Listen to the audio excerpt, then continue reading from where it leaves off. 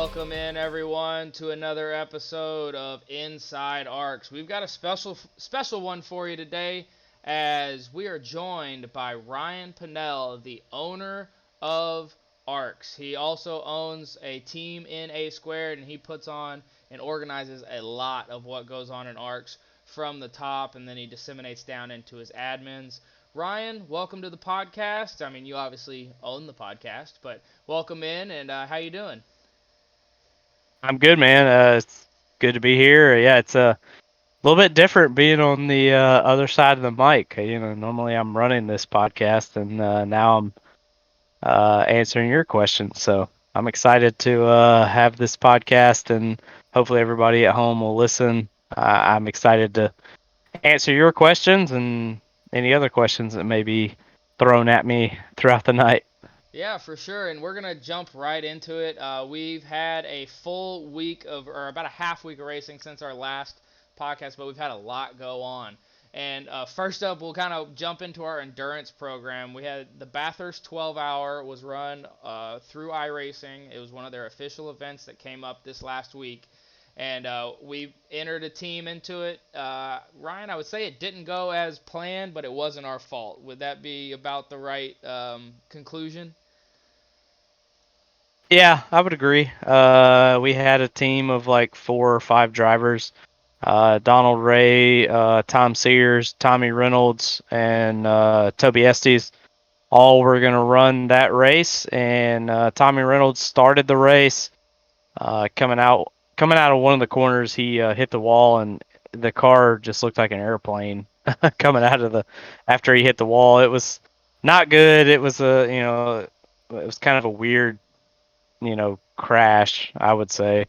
But after that, Toby got in the car. He was going to do his best to try and make it up, but it just didn't work out. So he wrecked it a couple times after that. So they kind of just said, you know what, we're not going to do it. So I think you know, they had a good plan. It didn't work out. Yeah, and we talked about how the endurance program had seen a huge spotlight from the Daytona 24-hour with 2 wins in multiple classes. And we went through kind of the layout of what Bathurst 12-hour looks like on the track side, and I said this track is no one's best friend. It's not even their enemy. It is just the devil. And mainly going through those downhill quick S's, back up the hill into places where there's too many ways to wreck on that track. And it seemed like in every stint that was both the top from the top to the bottom just had issues in the same places. And I think I said last week it was more about surviving and just making sure all 4 wheels were going in the same direction, and you would end up with some sort of a good result. But a tough break for our endurance program. Next up is Sebring in March. We've already got some teams getting ready to get together, and as we get closer to that date in mid-March, we'll hop into the endurance program again and give them a look and see how practice is going and what their expectations are for Sebring. But tough break for endurance, but we're going to keep on rocking and rolling. Our next section in the Inside Arcs podcast is we're going to jump over to Saturday Night Showdown, or SNS. They were out at Kentucky this week, and they had a huge field, a great turnout, and it was an awesome race to watch. Long green flag runs broken by a couple cautions that were of pretty good infamy in the way they happened. With one had Aiden Norman doing a helicopter down into turn 3 and 4. But it was an awesome race to watch, and we're going to pull up the results here on the podcast as we pull those up. You see Joshua Gaiman took home the win. He led 24 laps throughout the race. He seemed to have the best truck throughout. But it was a pit strategy style race for most of the race. There was multiple green flag pit stops in which was it going to be the early stop, and then you had about a 1 to 2 second fall off on tires, so there was a lot of gaps and gains. Or did you run it a little deeper into those tire stints and fuel stints to see if maybe you caught one of those lucky cautions? And it worked out in both ways, as we ended up with how many? We ended up with 21 cars on the lead lap and 26 within one lap of the lead. So a great showing. Joshua Gaiman took first, Byron Jones second, Dylan McDonald finished off your podium in third. Ryan, you ran in it and you grabbed an 11th place finish. You started 31st though. Was that just a Mhm. qualifying mishap or an intentional doing by of starting that deep?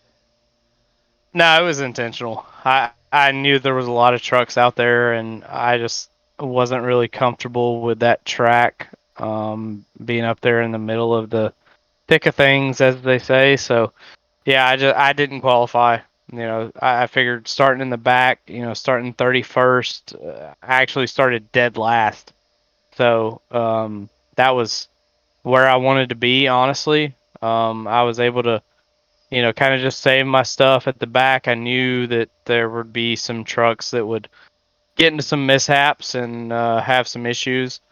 Um, and yeah, I ended up finishing 11th. I mean, I think my average finish for the year after two races is 11th. I finished like ninth, I think, or 10th at Rockingham, and then come home 11th at Kentucky. So I mean, it's not great performance, but it's consistent, and that's what it's all about. But this Saturday we have Daytona.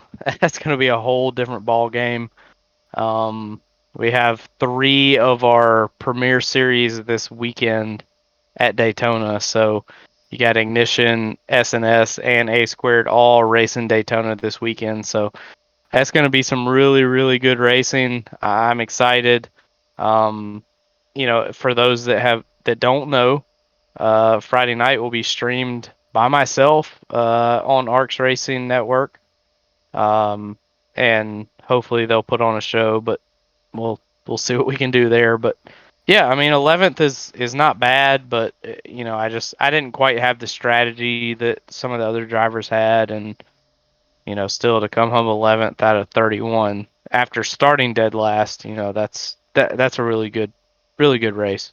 Yeah, it seemed like strategy was going to be the name of the game until those couple cautions hit the field. I know Thomas Andrews early in the race, they had the stage break, and he had pit maybe 7 or 8 laps before the stage break, and then he stayed out at stage break, and it got him the lead, and he ended up leading 30 of the 102 laps that were completed, and that move just on its own got him in clean air, gave him some speed, and he actually was able to hold that higher up running position and track position versus he had been running in the 20s during the first stage. But with that little bit of pit strategy and tire strategy, it elevated him up into he ended up finishing ninth even after leading 30 laps, and I think that was a cause of the last caution put us into a green-white checkered situation, and then it was no holds bar. I think there was 10 cars on old tires and the rest of the field on new tires, and so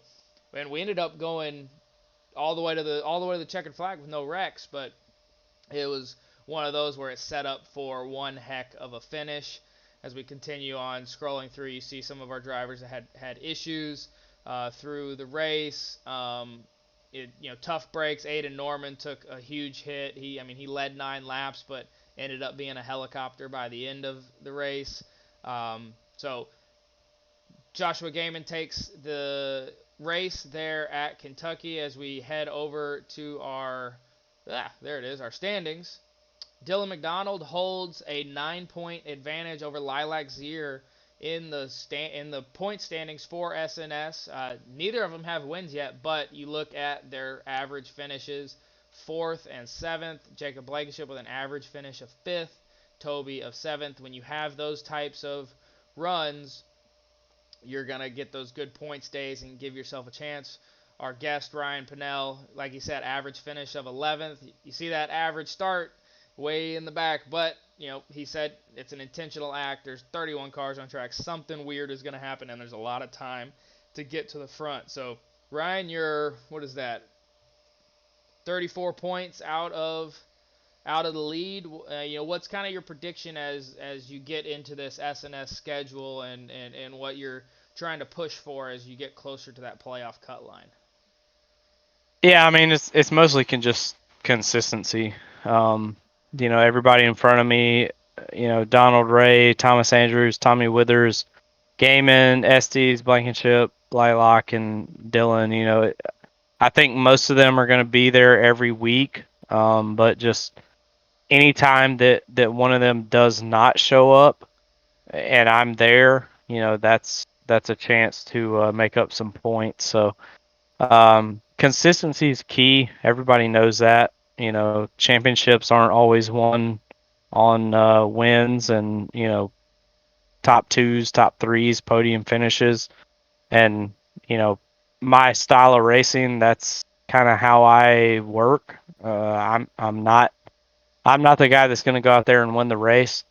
But I'll get an eighth or ninth place finish and finish ninth week after week after week. So consistency is really key. After two races being ninth in points, I feel good about that just because I know there's a lot of guys that and girls that won't be able to be there consistently, and for the most part, I will be able to be there pretty much every Saturday night. So looking forward to that, and hopefully I'll make up some points as the season matures and we get some more races under our belt. Definitely, and consistency is key. The top 10 go to the playoffs when we hit that cutoff, and right now you're sitting pretty. Looks like you are 4 points above 10th, and Aiden Norman is what is that? 16 points behind you. So working our or not 16 points. That's 8 points. 8 points behind you. So there is a little bit of space there, but not a ton. But like you said, consistency is key. As you said earlier, SNS is headed to Daytona this next week. For you, is that going to be another one where it's, hey, let's ride around, wait for the chaos, and then make our move, or are you going to be a little more aggressive towards the front of the pack? What are you thinking about as you head into this week? No, I mean Daytona is always just a track that me personally, I kind of ride in the back. You're gonna have people that go up there try and get stage points. Potentially make some bad moves, and could potentially wreck not only themselves but the entire field. Yeah. So me and Tommy Withers, right? I'm actually tied with Tommy Withers in points. Me and Tommy Withers have a very, very um, we look at races. I'm sorry, Tommy Withers is tied with Thomas Andrews. I'm not tied with Tommy Withers. I wish I was because that would make me tied for fifth. But um, yeah, me and Tommy Withers have a really similar outlook on how to approach super speedways, and that's just ride in the back, avoid the wrecks, and then with about 20 to 15 to 20 to go, that's when you really you send it. You have that fast repair still left. You save it for the time where it matters most, and you just kind of make your moves, do what you got to do to get up front. And I think me and Tommy Withers and also Jacket, I've always worked really well with Jacket on super speedway races. Um, and he's technically on my team in the truck series, even though they don't really do teams. But There's an Jacket's alliance, on my yeah. yeah. There's an alliance for sure, and so me and Jacket will definitely be working together, and hopefully Tommy Withers will be there with us as well, and we'll try to see what we can do with maybe about 10, 15 to go. We'll see if we can push our way to the front. But other than that, we're stay out of the trouble and just ride in the back and just keep your truck clean and Yeah. just try and be there at the end. Yeah, it's going to be a definite race of attrition to a degree, but hopefully, we've made some improvements inside the ARCS ranks, and if Kentucky was any sort of peek into the future, long green flag runs are what we love, and playing those fuel strategies. So we'll see if they pop up at Daytona. Remember, that is Saturday night showdown on Saturday night, streamed by Rick James TV. So come on out, join us on the track, or join us in the broadcast, and check out what ARCS has to offer there. It's going to be a large field. I think we're probably going to expect more than 30 trucks again, and it's going to be an absolutely blast on Saturday night. With that, we're going to head over into one of our smaller series, and that is ARCS Xtreme. ARCS Xtreme has two different branches, as they race on Monday night on short track asphalts, and then they race on Tuesday nights with short track dirt ovals. The dirt oval race just got finished tonight, or just a second ago, and we're hopping into the recording here.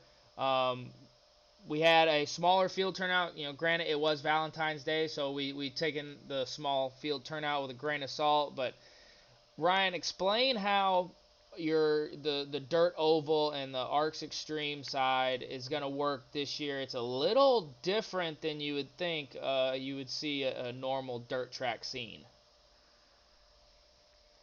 Yeah, I mean, it's so the way we're doing it this year is, I wanted everybody to be able to run their favorite cars. So we have three different classes. We have a big block modified.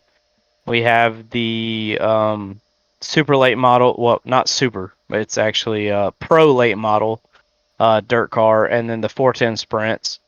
And all three classes are on the track at the same time, at the same track, same time.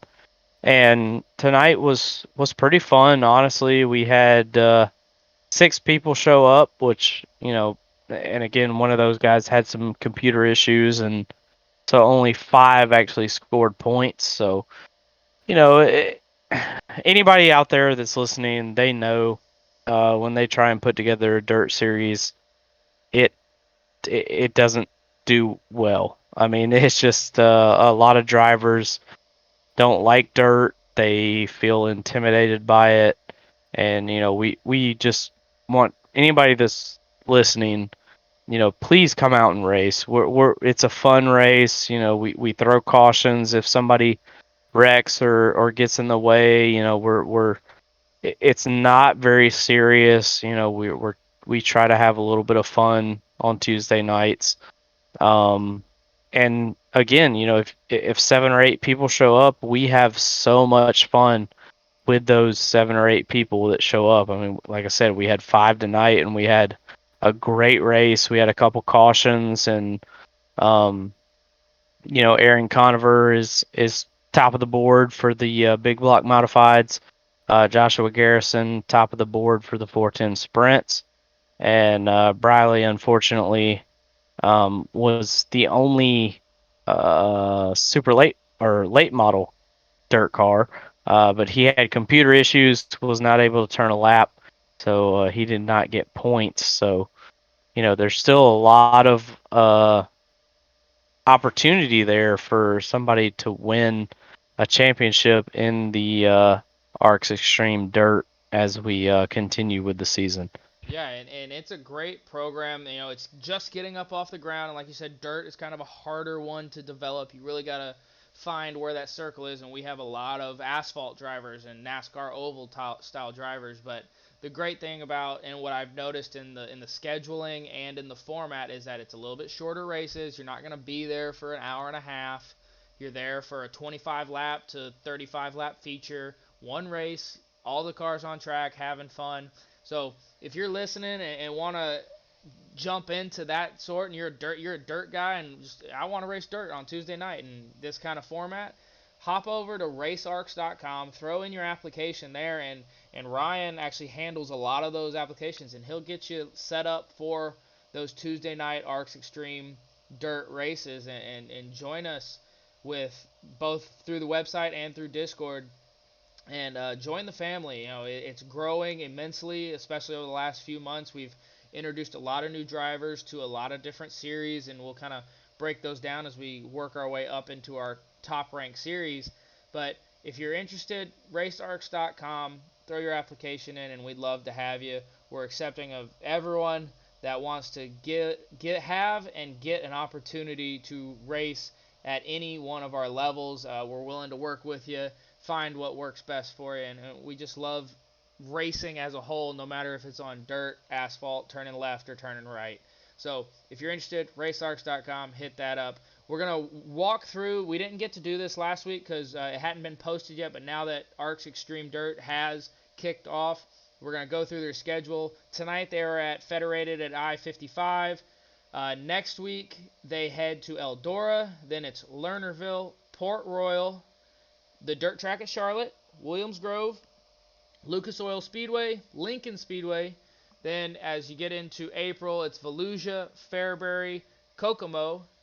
May sees Limaland, Weed Sport, back at the dirt track at Charlotte, Eldora again, and then they cap off at the beginning of June at Knoxville Raceway. I'll tell you this right now, this is a great schedule. Tracks are easy to learn, kind of all similar in their shapes and sizes. Hop in there, let's have some fun.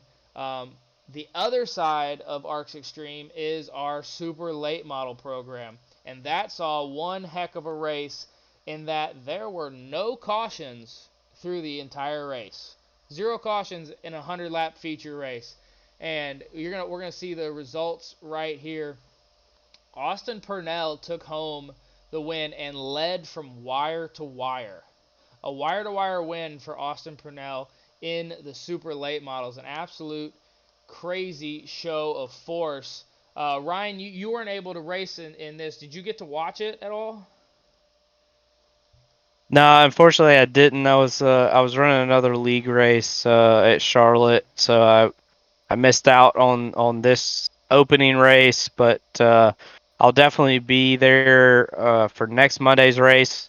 But yeah, I mean, from what I heard, it was a great race, and I knew Austin was going to be strong just because he has so much experience. He actually has it's not a super late model, but it's pretty close. He's got a late model car that he actually races in real life, so the fact that he can transition his real life racing experience to iRacing, to me that's pretty cool.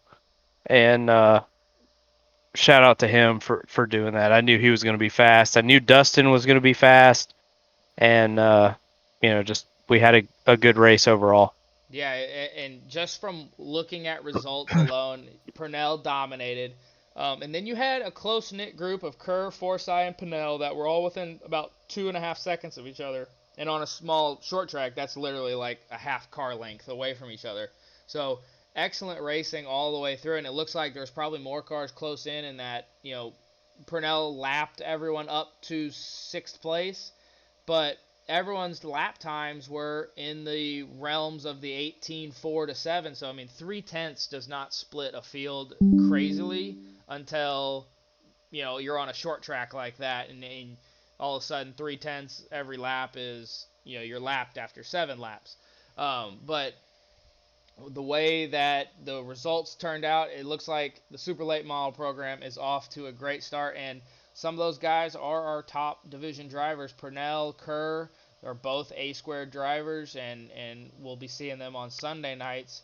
But they dip down into that short track rank too. And so if you're looking to test your mettle up against our top-level drivers that are in our top series, ARCS Xtreme is the place to go for it. And it's a great testing ground, both for car control, short track racing, but also to test where do you stand against the guys that you could be racing against when you get picked up in a draft or a free agent signing for the A-squared divisions.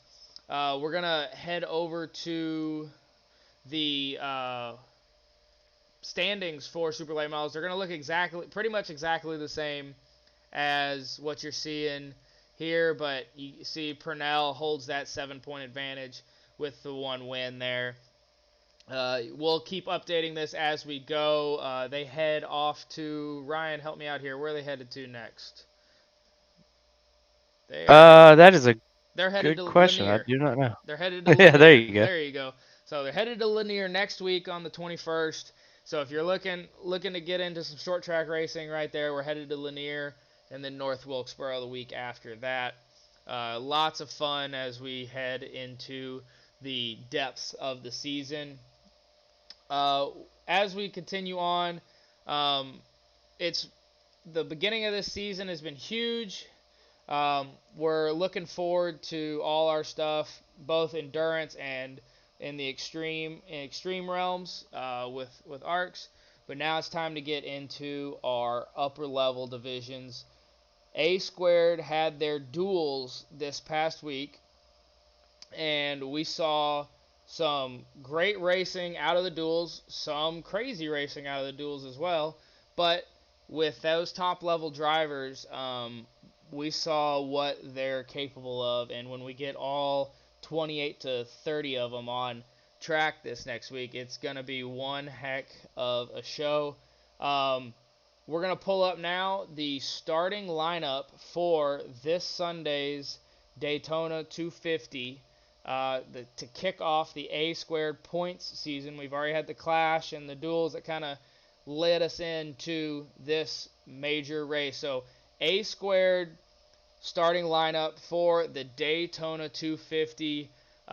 We saw Briley Wright qualify on pole with Brandon Fetterplace taking the outside pole. They were secured, ready to go, first and second.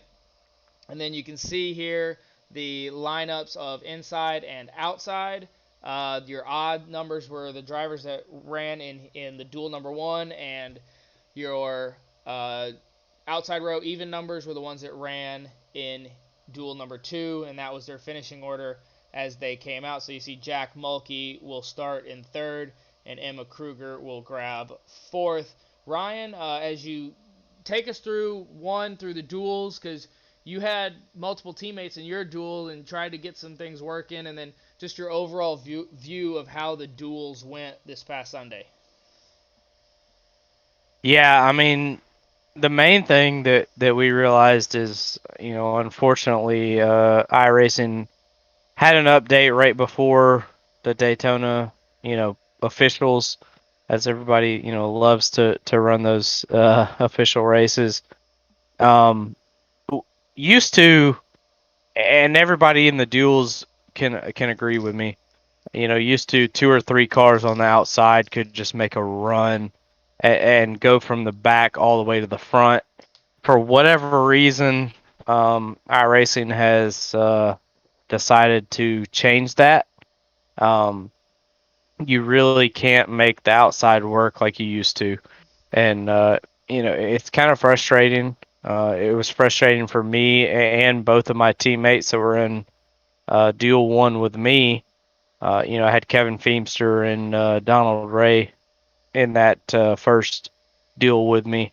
We tried to go to the outside and make it work, and it just wouldn't go. I mean, you would get a really good run, you'd peak out, and you'd maybe make two spots up, and then after that, um, it was almost like you had a parachute on your car. I mean, it was insane how bad um, they affected that outside line.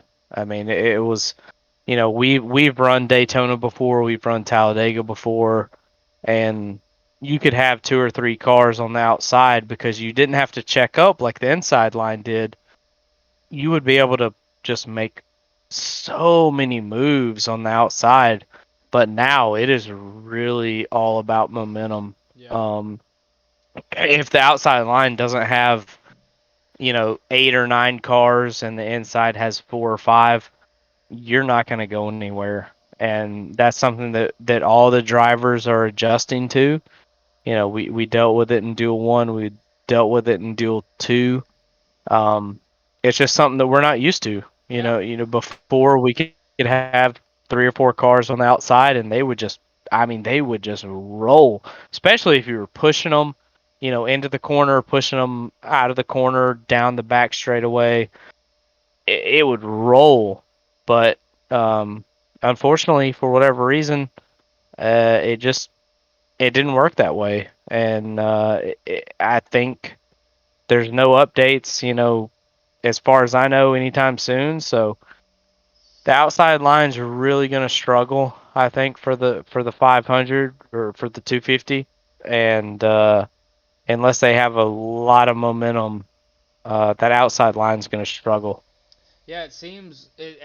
As I watched those races, I mean, y'all were able to work pretty good. The 3-4 car tandem. I think y'all had Kerr coming up with y'all a little bit, and y'all get some good momentum, and then it kind of stall out as you got towards the front of that pack. Do you think it could be some of the fact that we have really elevated the A squared drivers and understand that these are the drivers, the best drivers around in ARCS, and maybe that they're just a little bit more consistent at that bottom line, so it's going to take a little bit more consistent and aggression on the top line? Or is it a mixture of both with setups and iRacing changes plus our driver enhancement programs?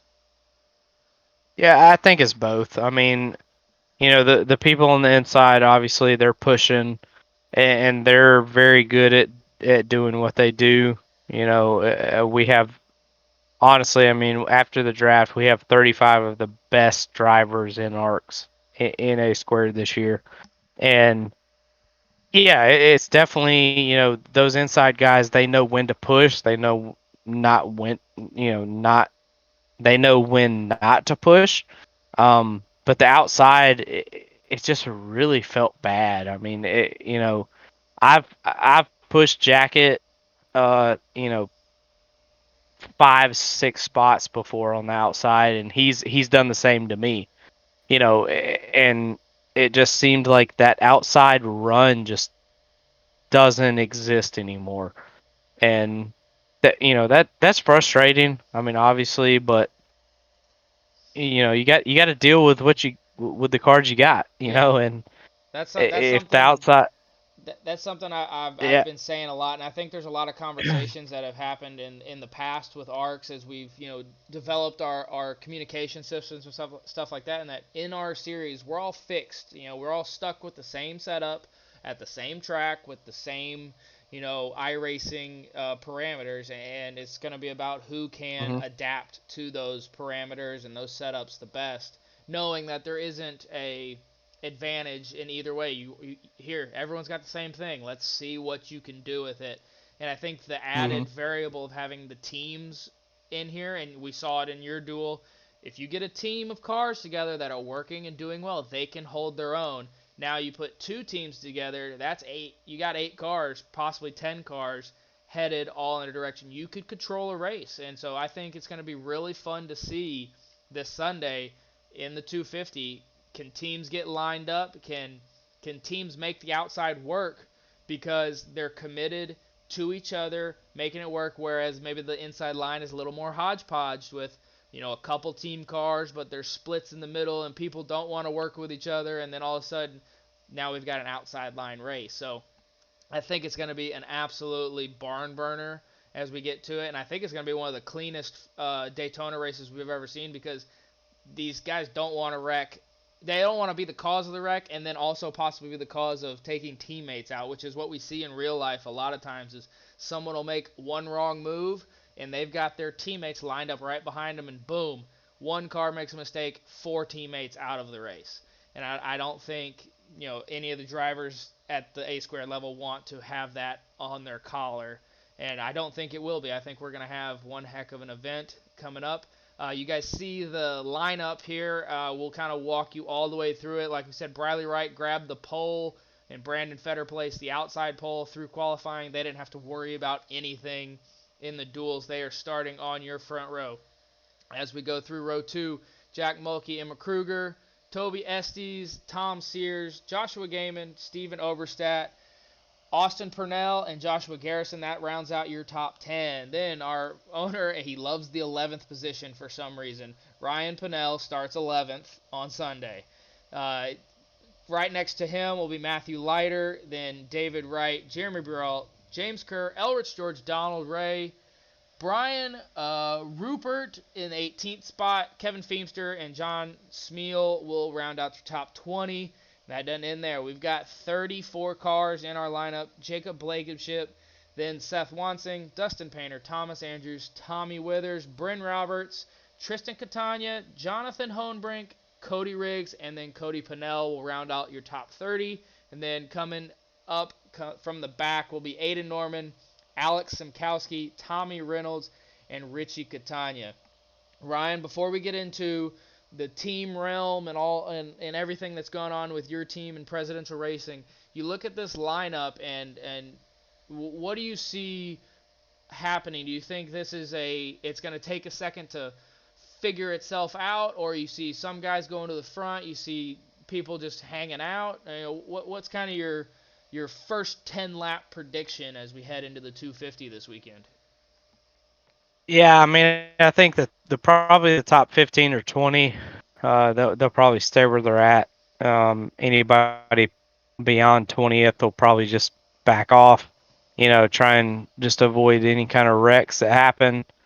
It's funny that you mentioned, teammates and again, we'll get there in a second, but in our first duel, I was actually not gonna finish where I finished, and coming to the line, actually, my two teammates, Donald Ray and Kevin Feemster, actually got together and ended up wrecking each other. That's why they're, jacket, Donald Ray starting 17th, Kevin Feemster starting 19th. One of the main reasons for that is because they wrecked literally coming to the line. So, we had a little bit of a team chat and, said, hey, we can't be doing that coming to the start finish line at the 500. So it's just there's so little amount of space, and there's no room for error.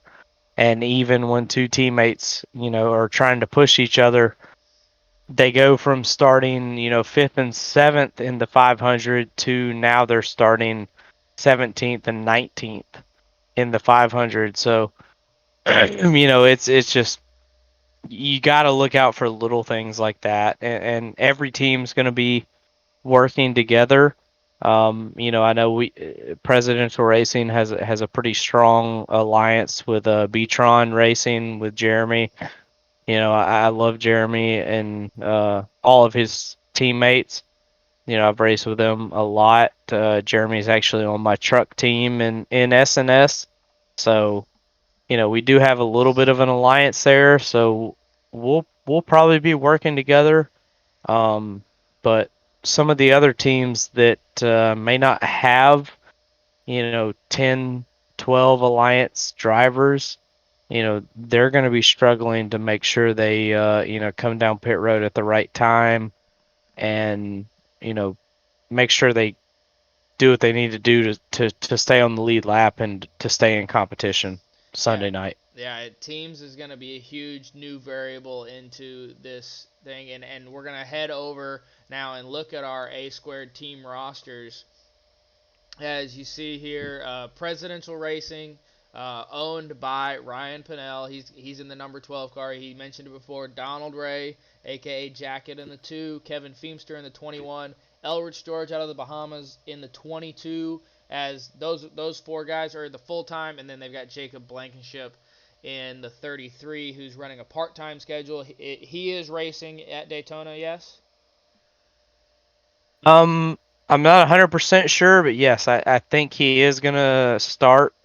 He'll be in the back. I think he's starting 21st, but um, he'll be right behind. Actually, we'll have three Presidential Racing guys, 17th, 19th, and 21st, and then Boss will be in 16th on the outside. So, most other than me in 11th, we got all the other Presidential Racing guys right behind each other. So I'm Yeah, hoping Jacob can make it, but we'll see. You know, we'll see what he can do. it's a strong start for Presidential Racing. It just in the lineup, now when the green flag drops, all hell's gonna break loose, and we'll see who can keep their wits about them. Yeah.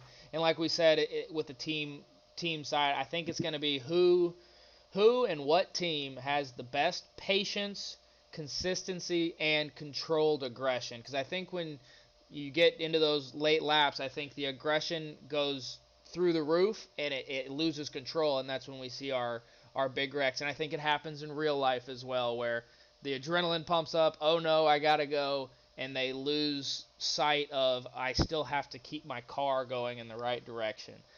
So it's going to be a fun event coming up. As you look through these teams, and A Squared did something different this year and held a draft. And we came out with 7 teams, 4 full-time drivers on each team, and a part-time driver. We've been through it the last couple episodes with James Kerr last week in Black Acid Racing, and I previewed it in our first episode as to the breakdown of everything. From your side in presidential racing, Ryan, what was your viewpoint going into that draft? What were you looking for versus what were you trying to avoid? We talked to Kerr last episode with Black Ass, and he said I'm looking for a super speedway guy, a short track guy, a road course guy to really help the team standings really hold their own. Was that kind of your viewpoint, or did you take a different approach to the draft? Yeah, I mean, my approach to the draft was consistency. I mean, you know, from my background, I'm not very fast on iRacing. I luck up sometimes and I get a win here and there. I have 15 wins overall in ARCS over our entire, you know, even back from, Heat 4 and Heat 5. I have 15 wins, which with the amount of starts I have is not really impressive. I mean, I've started almost 420 races, but what I was looking for when I drafted my drivers was consistency. And my first round pick with Donald Ray, I knew that Donald Ray, he's going to be there every Sunday and he's going to be competitive. And then, I kind of went on a limb with Kevin Feemster. I love Feem. Me and him, I helped him get OAP off the ground, and that was a great off season. And he has a lot of talent, but I know that he's going to be there every Sunday night. And same with Elric George, Boss. I know that Boss no, Boss may not win the race, but he will finish 12th. He will finish 13th every single Sunday. And that's what I was looking for is consistency. A lot of these drivers picked guys that yeah, they have a potential to win the race, but they may miss 2, 3, 4 races, a season. And I really went after drivers that I knew were going to be there consistently week after week after week. And if they did miss a race, it would be one race. They'd get drop points, and the very next week they'd be right back to it. And even my part-time driver Jacob Blankenship, I mean, he was the champion. Well, he didn't win the championship, but he was rookie of the year last year. Won several races, and so it just seemed silly not to sign him as a part-time driver. He's got 2 races that he can run with us at Presidential Racing, and I know his talent, I know his ability, and that paired with the 3 drivers I drafted, I think we're in a really good spot. We have a lot to prove. I think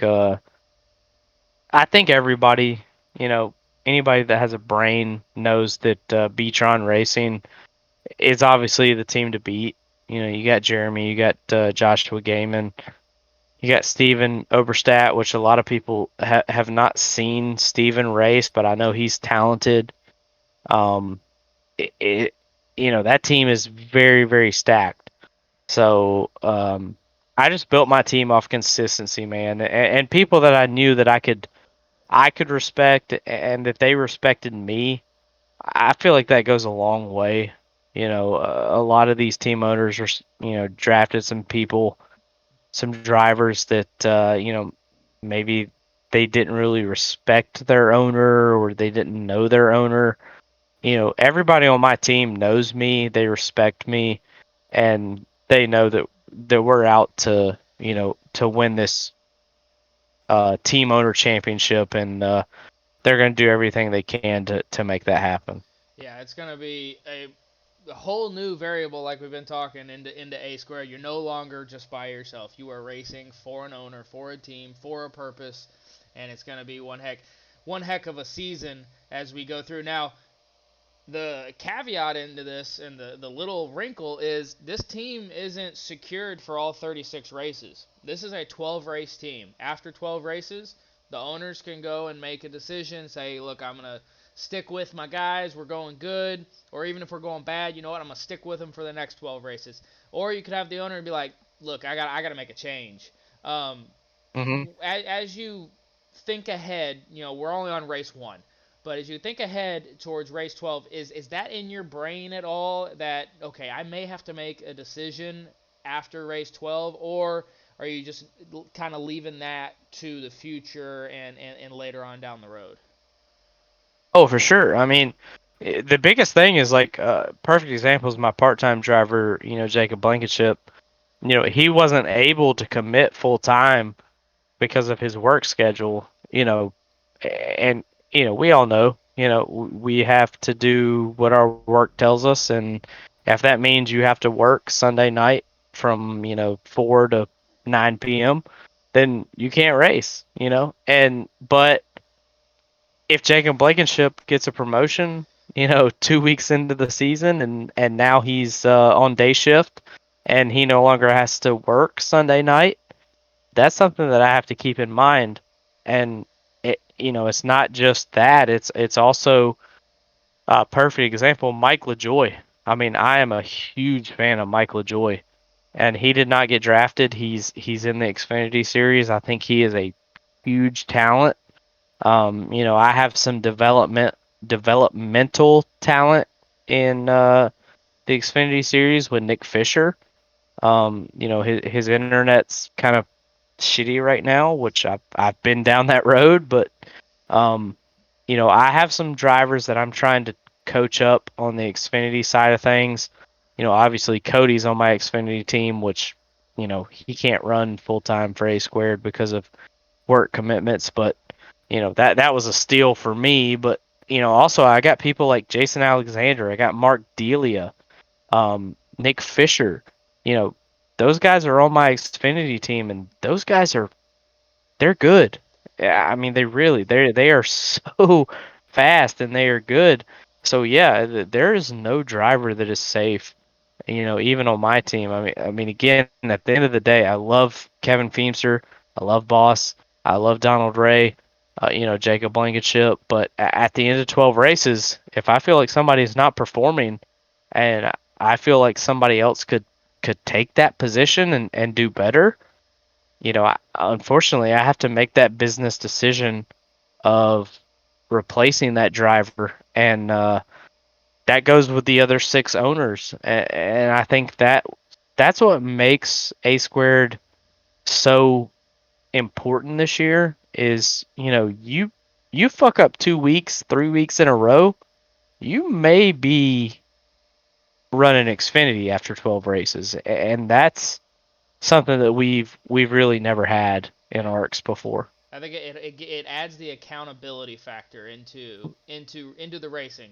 We can't For we're not sure. we're not paying for every car we wreck on the track, but you may pay for it in that you lose your spot, you lose your ride, and For sure. I think all the owners have something to think about over the next 12 weeks. Some not thinking about it yet. Some maybe already in the planning phase. Clear something up. This is put your owner hat on of ARCS in the A squared division. When it comes to that 12th race, and we have those 3 days of where deals can be made and drivers dropped and added, a driver that is, say you drop a driver at, say every team drops one driver. Is that dropped driver eligible to sign with another A squared team, or are they required to go to Xfinity for 12 races? No, they can absolutely be signed with another team. If I drop, just again, theoretical, Feemster, love you, bud. But after 12 races, if I say, "Hey, Feemster, you've only showed up for 6 races," I'm gonna have to cut you. If Bandit Racing wants to pick up Kevin Feemster as a full-time driver, they're more than welcome to do that. And that's, I think, between us and Ignition, I think that's what's really going to make this 36 race season really interesting, because after 12 races and then after 24 races, you basically you have two opportunities to change your team completely. um, and whether that be, oh, so and so just dropped, let's say Lurkin dropped Emma Kruger. Okay, well, Presidential Racing may pick up Emma Kruger, but if nobody picks up Emma Kruger, then she has to go race in the Xfinity Series just like everyone else does. So, yeah, the just the way it worked, and I really didn't expect it to work this way. I mean, I thought it was just going to be kind of simple, but then the more it just like developed, it's just so cool how, again, nobody wants to lose their job, in real life and even in virtual life. Nobody wants to lose their job, but at the end of the day, you got to perform for your team, and if you don't, you may be replaced just like in real life. If you don't do your job, you're going to be replaced with somebody that can do your job better. Yeah, And it's I think it's it's really cool. this is one of the most anticipated seasons I've ever been a part of, and all my time in different racing leagues and different setups, and the team version, it just spreads that accountability across versus just one person that runs the series having to hold all single drivers accountable for their actions. Now you have owners that are like, dude, you cannot do that, it hurts the team, and they have a way to hold those drivers accountable by, look, I there's someone else is trying to get in here. There's only so many spots, and I think it's a testament to the ARCS family and the talent throughout ARCS, from our short track program to our road courses to our A squared program, and all up and down through that there's so much talent in there, and that it is coveted to be at this level, to be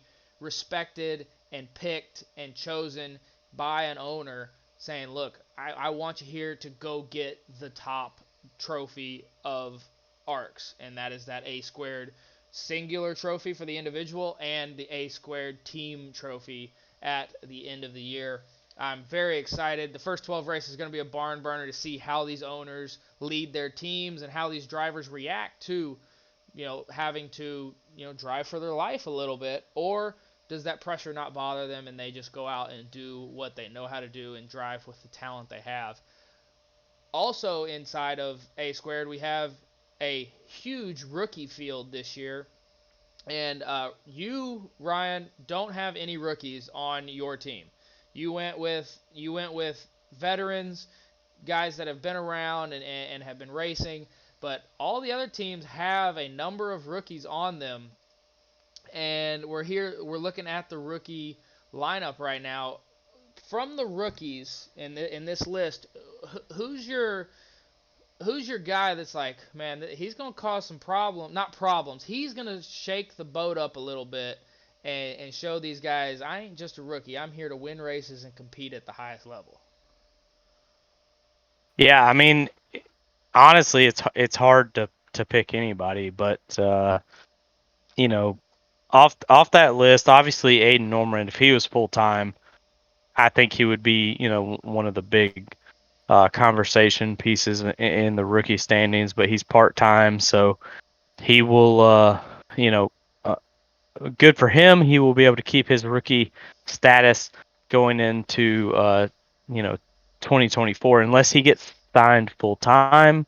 But for me, Austin Purnell, um, I think he is is very very fast.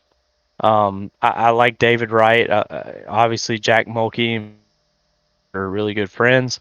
But I would say, you know, for me again, Austin Purnell is the obvious choice. I think he will be very good at every race that we go to. I have two underdogs. Kind of the underdog just because nobody really knows him is Daniel Michel. Um, he's very, very good at road courses. You know that you Yep. you had him on your team for the 24-hour ARCS event. He can wheel a Um, car around the Charlotte Roval, that is for sure. yeah, and if you can wheel it around one road course, you can wheel it around them all. I mean, that's how it works. But I would say my underdog out of everybody on this list is Emma Kruger. She has really impressed me with what I've seen so far in the qualifying for Daytona and the duels. The LA Coliseum, that was kind of a crapshoot from the start. We kind of knew that was just going to be a bad race, but from what I've seen from her in qualifying and in the duels, working with her team owner Tom Sears, I really think Emma Kruger is going to be a force to reckon with this year. I think that's your biggest underdog in the rookie class. I also really like Steven Oberstadt. Um, me and Jeremy are really good friends. Obviously, he's another A squared admin, and that's one of his drivers. I really like Steven. Me and him get along really well.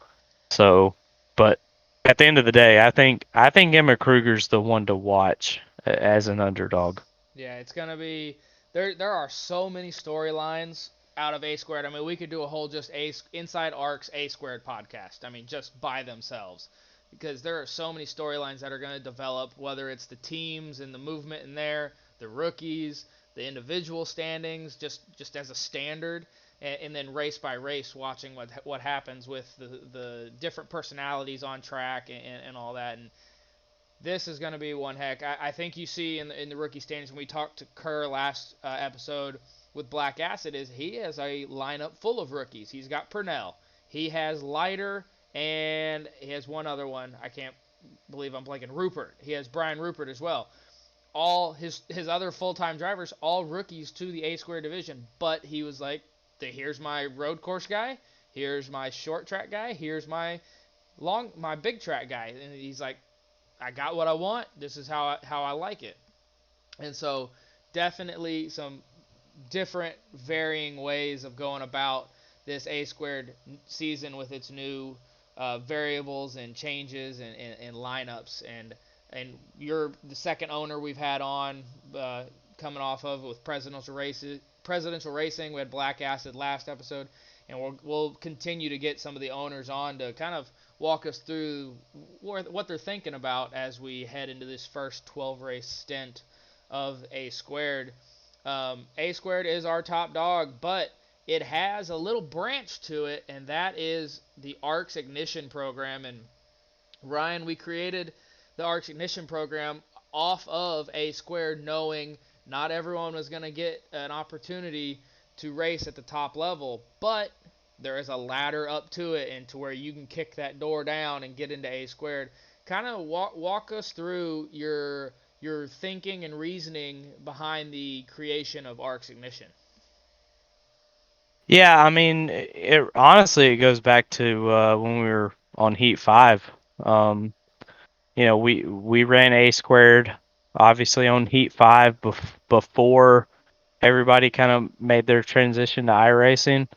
Um, and we had a really good car count. We were competitive with each other, and unfortunately, we ran on Heat 5. I mean, that's what we knew, that's what we had, and in that process, that's where the heats came from. That we still do to this day in A squared, even on iRacing, is you know back when we were first starting, we got so much interest that I had to actually start doing heats on Heat 5, and we had some guys that unfortunately just didn't have the skill set quite yet. Nothing against them. They didn't have enough practice, and so as we grew, and we knew who our core competitors were.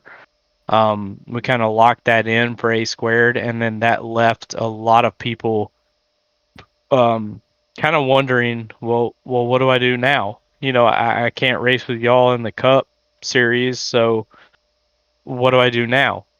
And that's when the Ignition series was born on Heat 5, and as we kind of transitioned over to iRacing, that series dissolved on Heat 5, obviously, because we don't really we do no console racing anymore, which is I'm very happy about, but I do miss a few of our members that don't have iRacing.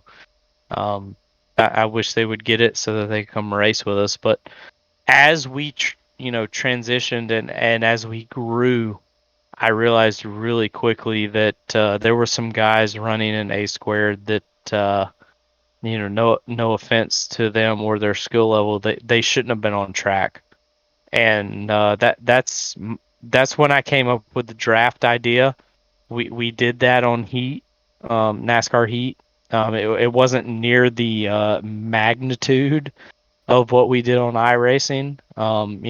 We set like record views on Carmen's stream when she streamed that live, but I knew that obviously, when you have 38 people sign up for a full time draft and only 21 are going to get signed, I knew there was 18 people that weren't going to have anything to do. So that's kind of where we reinstated that ARCS ignition. Jonathan Smeal has kind of stepped up to help me with that, as well as all the other admins and ARCs, including yourself, Kent. Um, we decided that it would be the perfect opportunity to not only have some of the people that didn't get drafted, but anybody that's new to ARCs come run our Xfinity series. There's very few series now in ARCs that is open to the public. TNT is invite only. A squared is you got to be drafted or you can't race. SNS has now cut off their new members because of the car count they've had. So you're looking at you either run ARCS Xtreme on Monday or Tuesday, or you run Ignition on Friday. Other than that, it's invite or draft only. So we created that to give that opportunity to new members, new drivers, as well as drivers that are seasoned and are trying to prove themselves to the owners. And we've had a couple preseason races. One of them went well, one of them went not so well. So um, the owners are always watching. I mean, it's whether it's a preseason race or a real race, the owners see what you're doing. And if you are wrecking people, you're causing cautions, that's going to go badly against, your persona. Yeah, So and I I think think everybody knows that. yeah, I think you stated it perfect. It is ARC's Ignition in its entirety. You can sum it down to it is a proving ground for your ability, and it's not just your Yeah. driving ability, but it's your personality and your ability to communicate and handle relationships with your other drivers around you. Because when you get to the top level, we can't have or an owner can't have someone that is so detrimental to the cause that it cost them a championship in the long run. And so I Hmm. think as guys work through the ignition program and also through our Discord and how they communicate with each other, the owners are always watching. The eyes are on that ignition program, and there's multiple owners that have reached down into the ignition. Like you said, you have some development drivers that you're working with that you say, look, there's a chance for you to make your way up here, but we got to work on some things. And that little humbling experience sometimes can, definitely show the fortitude of a driver. It's like, do you want to actually get there, or are you just complacent to be here? And if that's the case, fine. Mm, If not, let's get to work. And so ARCS Ignition, they kick exactly. off. They kick off this weekend, Friday night. ARCS Ignition at Daytona. They have their opening race of their 12 race Mm. season, as they are going to base their seasons off of the A squared 12 race brackets. So they've got a 12 race season coming up. They kick off at Daytona. So that covers everything coming up. TNT is a little bit of a weird one this week. They're off to Suzuka and a road course. On the next podcast, we'll review that and all that happens there. There's been a lot of vocal reactions, I would say, and we haven't even touched the track yet.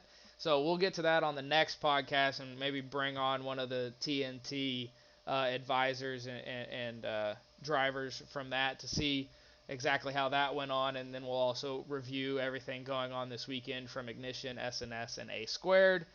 But now it's time to get into our driver spotlight, and it's not just a driver spotlight, but it's also the owner spotlight, as we have Ryan Pannell on the Inside ARCS podcast, the owner of ARCS, kind of the top dog coming. He works well with all of his admins underneath him, and disseminating information and delegating responsibilities and letting those admins go off and do their jobs where they need to, while also being a little bit of the puppet master and saying, this is where I want ARCS to go. And Inside ARCS is one of those strings that he tugs on and says, look, this is our way into the living rooms and ears and eyes of many other drivers that haven't seen ARCS. And so, Ryan, it's been awesome to have you on. And now getting into a little bit of you, let's go all the way back, as far Mhm. back as your memory will serve you right now. What got you started in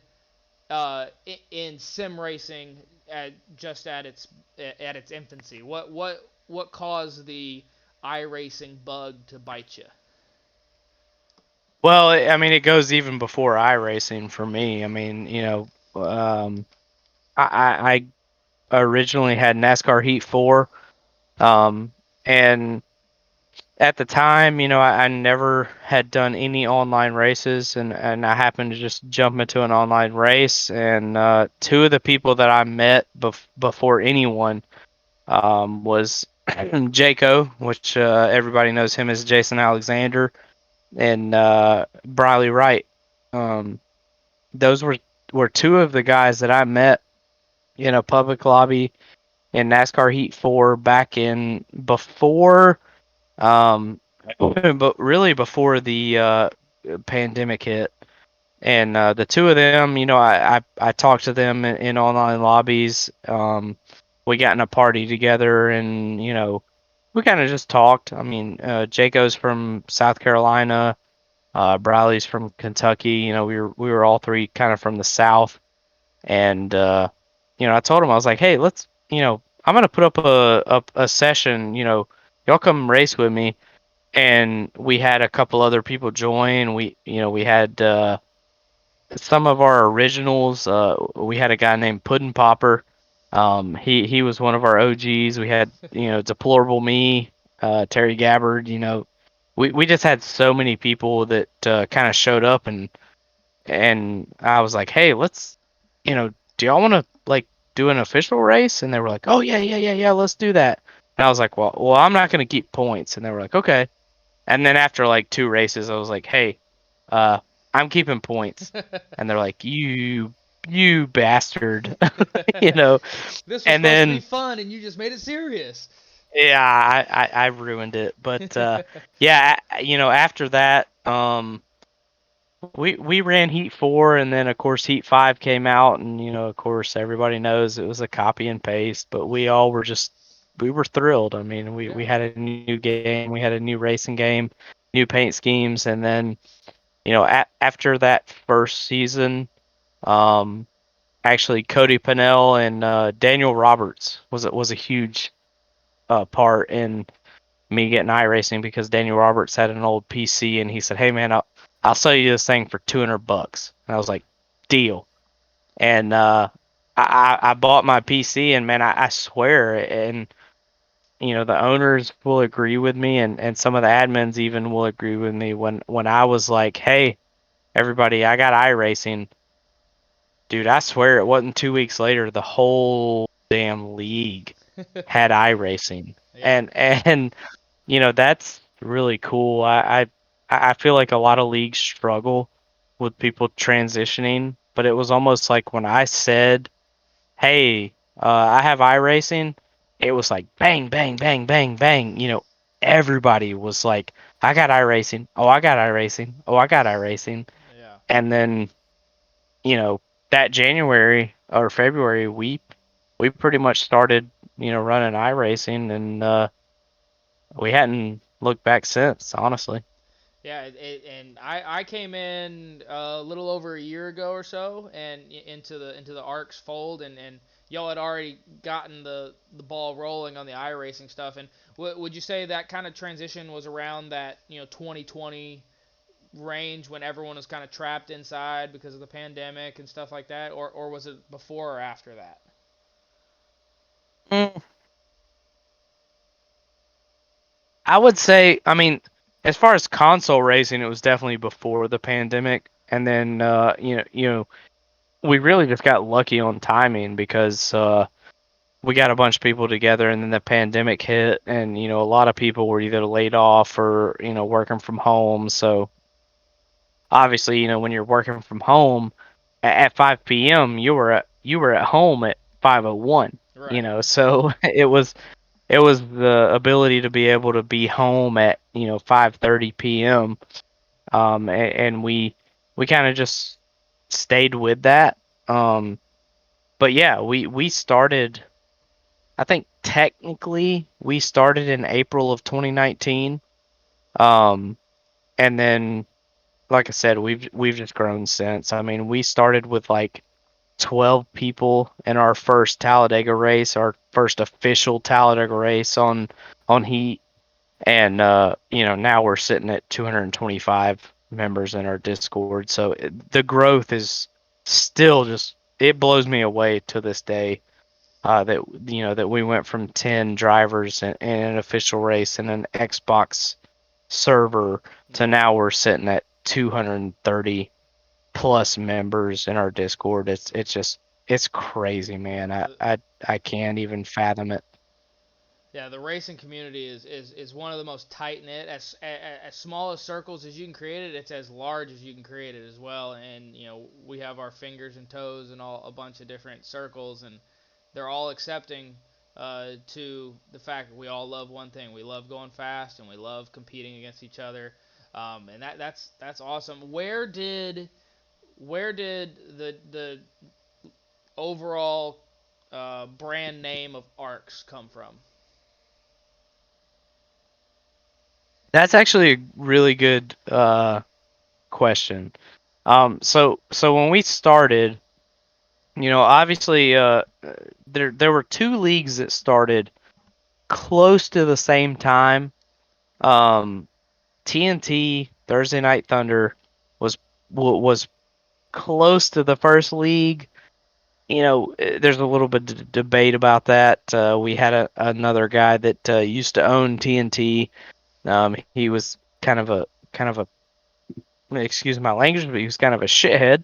Um, so that luckily was taken away from him and given to Tom Sears and Thomas Andrews. But before that, that's actually when I founded my league. And at the time, I was like, I told all the drivers like, hey man, y'all aren't great, but you're above average. And so I called the league Above Average NASCAR Heat Friends, and that's actually where A squared comes from. Is Okay. is Above average. a above average? Yeah, I mean, so a lot of people think, oh, A squared. What does that mean? Like, you know, arcs. But nobody really knows. There's not a lot of people in the server that know that the A squared actually comes from when I originally named the league Above Average NASCAR Heat for Friends. That is literally what our league name was. It was terrible. It was the worst name ever. That's I don't know if you can brand off that. That seems to be a little tough. I'm glad we've gone to A squared off Yeah, of that. exactly. I mean, I started with, I even had, I had a little thing that I made on Microsoft Word, and it was, Heat 4 cars, and it was above it, it said, above average NASCAR Heat friends. Um, and then as we transitioned to iRacing, A squared was about a season behind everybody else because I wanted to finish on Xbox. And when we moved to iRacing, we kind of transitioned to, okay, let's not be above average cup racing. Let's be A squared. So it kind of just stuck, and now A squared cup racing is one of the most iconic cup leagues out there in the sim world, and I couldn't be more happy to be where we're at. Yeah, keeps hold of your roots, but also adds a Mhm. branding and marketing element into it. And that there's a story, but it's also easy to print on a Mhm. T-shirt. And so Mhm. um, ARCS. What's the acronym ARCS? Yeah, so ARCS is the Alliance Racing Championship Series. So after the first season on Xbox, we had A squared, obviously, which was again above average NASCAR racing friends, and then we had Thursday Night Thunder, and after that first season, I came to Tom Sears and Thomas Andrews, the two owners of TNT, as well as Rick James, one of our main broadcasting admins, and I said, hey, what if we what if we come together? What if we merge? Like, I want TNT to succeed. Y'all want A squared to succeed. We had like a Monday series at the time. It wasn't doing well, but we had two nights a week where we were doing really well. And actually A squared at the time had an Xfinity and a truck series. So we had four series, uh, you know, at the time, the trucks and the Xfinity were called A squared. They were the A squared Xfinity series. They were the A squared truck series and the A squared Cup series. So I came to Thomas Andrews, Tom Sears, you know, Terry Gabbard, deplorable me at the time, Rick James, and I was like, hey, let's let's merge this and let's make this thing badass. Like, let's make this thing big. And that's when Rick James was like, I'm down, dude. Let's come up with a name. Let's come up with a logo. Let's come up with a acronym, and let's do it." And I was like, "Hey, man, I'm down. Let's throw some ideas out there." And the first thing that came up was Alliance, Racing Championship Series, which we were all allies. We all wanted each other's series to succeed, and man, it just took off. And I created that Discord. I told Rick James, I told Thomas Andrews and Tom Sears, I said, hey, I'm going to create this Discord, and it's going to be called ARCS, and it's going to be great. And they were like, okay, yeah, just invite me. And I invited like 10 people to start with. Like I said, the first 2 months, we probably had 15 to 20 people in our Discord. And I mean, as you know now, I mean, there's people from leagues around the world that want to get into ARCs, Yeah. and it's so cool, dude. Like, it really is. It's fun seeing how even in just my short time, I obviously haven't been here since the inception, but through iRacing and everything, and hearing the stories and the comments made of like ARCS is in the same breath of most leagues, and it's a landing spot. It's like, man, I'm not enjoying things over here. ARCS, does ARCS have availability? And so it's like it's a landing spot for people, and it's in the front of their mind, and that's a testament Yeah. to you as the creator, and all the admins that collaborated in the early years and days of building this up, and it's impressive to watch, as now we have 7 days of racing, and in conjunction with other groups and all different styles and formats of racing. It's impressive to see, stepping back and looking at it at the broad picture, and then diving into some of the specifics as well. Um, when it comes to ARC's future, what kind of, give us the 1 year lookout, into like the 5 year lookout. What are you seeing Yeah. ARCs become, or evolve into? Yeah, I mean, a year from now, I feel like the way we have things set up, it's I don't, I'm not saying that we can't be the greatest, but I really do think we're set up to be the greatest. I mean, we have so many avenues for people to race. We have super late models on Mondays. We have dirt on Tuesday. We have, if you don't want to run ARCA cars on Thursday, you can run, ABN is our a big partner to us in ARCS. They have an open wheel series on Thursday.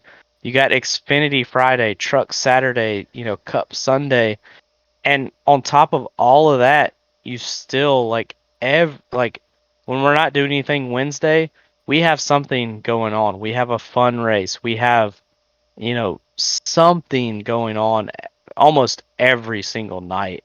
And, 5 years from now, I would love for us to be, 400 members. I mean, we're sitting at 225 right now, and that's after really 3 years of us not even. I mean, we nobody really has sent any kind of like recruitment messages. We don't go on Facebook. We don't go on Twitter.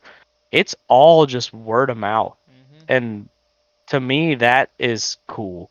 Like I've had perfect examples. Brian Rupert, he's reached out to me. He's like, dude, how the hell do you do it? And I'm like, what are you talking about? He's like, how do you get so many people to join your league and you don't even say anything? And I'm like, dude, that's just it's word of mouth, man. Yeah. Like so and so wants their friend to race, and that friend wants their friend to race, and it just snowballs. And I just really think we're one of the best leagues around. We've had some showdown races on, several different channels through Twitch and YouTube, and ARCS always comes out on top because we have some of the best drivers, some of the fastest drivers, and this is most important to me, some of the most respectable drivers. Mm-hmm. You can be fast as shit, but if you're an asshole, I'm sorry, I don't like racing with you. Yeah. You know, and we do have a couple guys like that. Everybody will agree with that, but at the end of the day, we have drivers that you can race with side by side for 20 laps, and then after the race, you can drink a beer with them and talk about how badass the race was. Yeah. That's what ARCS is. That's something I've seen. I've been a part of a couple of showdowns, and yeah, we want to win individually, but when you're in that showdown mode, it's like, hey, make sure ARCS wins this thing, because we're not you're not there's no individual stat. Yay, you won. But if you wrecked the top four and they were all ARCS drivers, and you gave the other team the win of the showdown, that does nothing for us except make you look like the bad guy holding the trophy. Yeah. So the Hmm. the respect you talk about is huge in ARCS, and families have skirmishes like any family does, Yeah. between brothers and sisters, and all that. And how we have developed this community and family is that you can have those skirmishes and actually come out stronger on the other side, understanding there may be agree to disagree, or a little bit of I understand now, and you keep on moving forward. And that's one of the most impressive things off the track. It doesn't have anything to do with racing. It's the how we treat each other, even though we're not face to face, most of us have never met before, but we're willing Hmm. to chat, talk, type, you know, see the things we're saying and respect the viewpoints. Also in fun, you know, little conversations, whether it's about football or NASCAR or things that are going on in real life, understanding that the community and the family is first and making sure that wins above all else. You know, not to bring the name down and keep it on its you know great trajectory that it's already in, and that's a testament to you and what you've set up, what the admins have followed in your footsteps and all that, and it's very impressive. So I applaud you on from where you started to where we are now and where we're going to be in the future. I applaud you. Appreciate it, man. Yeah, I mean the future is looking good. I mean, with all the admins that we have in place, I didn't pick admins just for the hell of it. I really do um pick admins because I feel like they have, something that they can help the entire league with.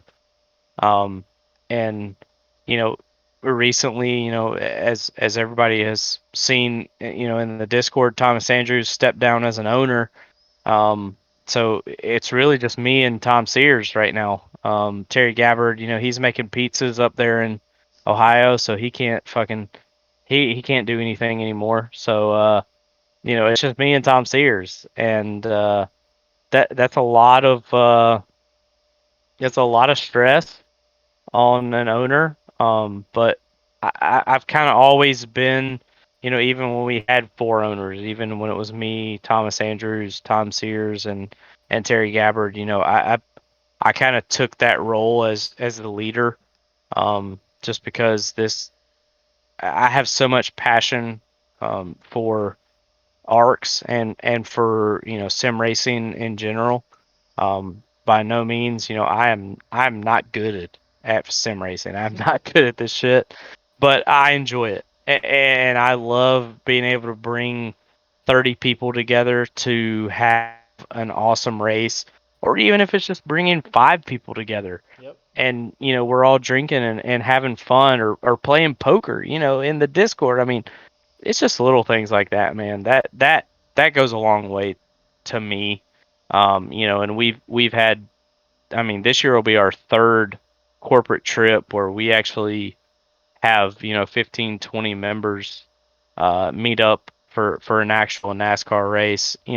There's not a lot of leagues out there that do that kind of thing, Yeah. and that is really special to me. I mean, I feel like that's what kind of sets us apart from other leagues. Other leagues, they race, the race is over, and then they all go to bed. We don't do that. We race, and then we go and we race some more. We drink together. We play poker in Discord together. You know, we are a family, and that is what I will always go off of. And if ARCS ever gets to the point where it doesn't feel that way, then I've done something wrong, and that's when we'll have to reevaluate what we need to do. But right now, I feel like we're in a really good spot. Yeah, I don't think that we're gonna have to have that reevaluation session anytime soon, and I pray that we never have to. Even though we're gonna keep, evolving and progressing and making ARCS the Hmm. best it can be. I mean, Inside ARCS is one of those branches that has developed off of what has been laid before, and it's very Hmm. easy to throw this together and make sure that this is heading in the right direction with a strong foundation. It's not built on sand by any means. It is firm concrete and hard land underneath, and I think this thing is going to go higher and higher as we continue on. Um, Ryan, it's been an absolute pleasure talking with you and getting to break down a little bit of what ARCS is about and where it came from and where it's going and all the things that are coming up for you personally and for ARCS as a whole with your team in A Squared with Presidential Racing. I am excited to get this weekend kicked off with Ignition. Well, we got to get through Suzuka with TNT, and then we'll go have fun at Daytona. So we'll get TNT done. But Daytona weekend is here. We've got Ignition kicking off on Friday night. You said ARCS Racing Networks with Ryan Pannell in the booth. Do you have any other A Square drivers that are going to be in there with you? Yeah, I think actually Matthew Leiter and Kevin Feemster are going to join me in the booth. There's word that Kevin Feemster will be drunk, and I probably will be too. So it might be Matthew Leiter's call. He might be on his own.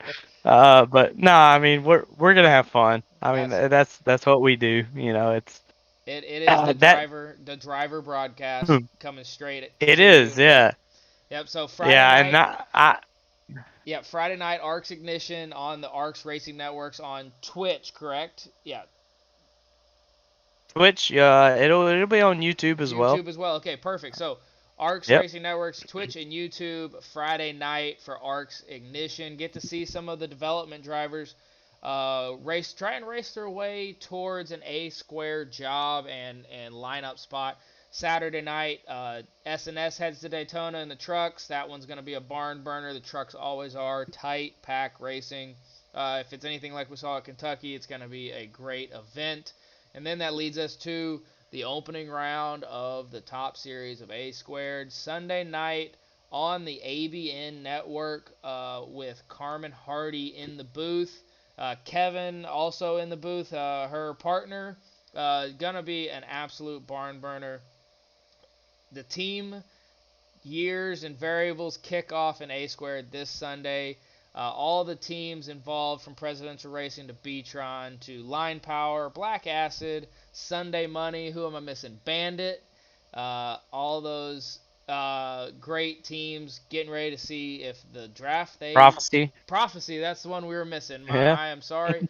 All those teams that have had their draft think they made the best moves.